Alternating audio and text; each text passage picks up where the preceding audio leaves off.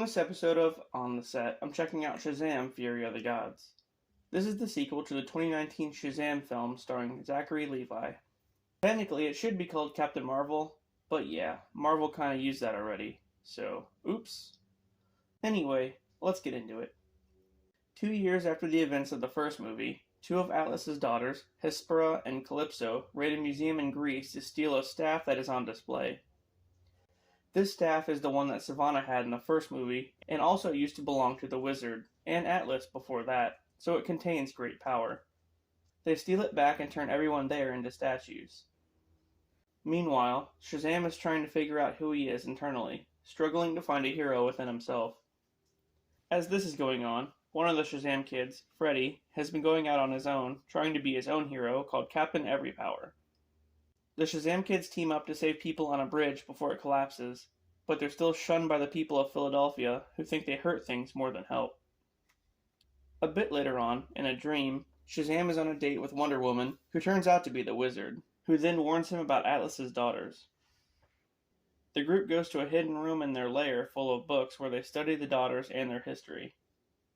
Back at school, Freddy keeps on getting bullied and befriends a new girl named Anne, who takes up with Freddy right away. As they start to get closer and closer, he tells her he can introduce her to Captain Everypower, and when he does, Hespera and Calypso show up and take Freddy's power away and kidnap him, revealing Anne as their third sister, Anthea. Just as Shazam and the others show up to save Freddy, the sisters put a magical dome around the city, trapping them all inside. Freddy gets imprisoned in the God's realm, where he meets the Wizard, who has also been taken prisoner. Calypso and Hespera reveal their plan of taking revenge on Billy Batson, mainly because the Wizard killed their father Atlas, but also because they deem Billy unworthy of Atlas's power. Hespera then meets with Shazam, honoring his wishes to talk things out, but a fight breaks out, with most of the other kids losing their powers in the process. A defeated Hespera is taken back to the Shazam kids' lair, the Rock of Eternity, but she quickly escapes and steals a golden apple. Freddy and the Wizard escape with the help of Anthea, who still has feelings for Freddy. They attempt to steal the golden apple back, which the sisters have a different idea about. Hespera wants to plant its seeds in their world to revive it, but Calypso wants to plant it on Earth to conquer it. Shazam steals the apple, with the daughters following him back to Earth. Calypso takes the apple back and plants it into Philly Stadium, where the seeds grow into the Tree of Life, spawning monsters who terrorize the city. Calypso revives a dragon to kill the Shazam kids, and when Hespera tells her she's out of control, Calypso kills her. Calypso finds and takes Anthea's power away, making her human. Man, she's kind of a bitch, right? The Shazam kids still try to help even though they can't use their powers, and with the help of the Wizard, they get unicorns to fight off the monsters. And before you say anything, no, not like the cuddly rainbow unicorns, I'm talking like menacing underworld looking shit. As Hespera is dying, Shazam persuades her to help them stop her sister, who's clearly mad with power.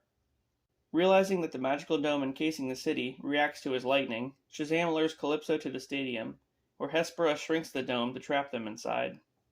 After an intense battle, Shazam overloads the Wizard's staff with electricity, which causes a blast that kills Calypso, the dragon, the tree, the monsters, and even Shazam himself.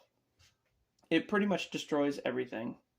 The Shazam family, along with their foster parents and Anthea, bury Billy's body in her kingdom. The Wizard states that the staff is finally out of magic, and it can only be reignited by a god, but there are no gods left. Just then, the real Wonder Woman shows up and ignites the staff, resurrecting Shazam. The staff also restores the power to Anthea and the Shazam kids. Afterward, Anthea goes back to the Shazam kids' house as they repair the damage the dragon caused, and they run into the Wizard, who is now living on Earth. Then, we get a mid-credit scene of Hardcore from the Peacemaker series visiting Shazam on behalf of Amanda Waller. She asks him to join the Justice Society, which he thinks she means the Justice League, but she doesn't. He declines the offer, stating that he wants to be on the team that Wonder Woman is on, and she leaves pretty annoyed. After that, we get an end-credit scene of Dr. Sivana, who's been in prison for 2 years waiting on Mr. Mind to enact a plan for his escape. Mr. Mind shows back up and says it takes a while for him to get around because, well, he's a worm.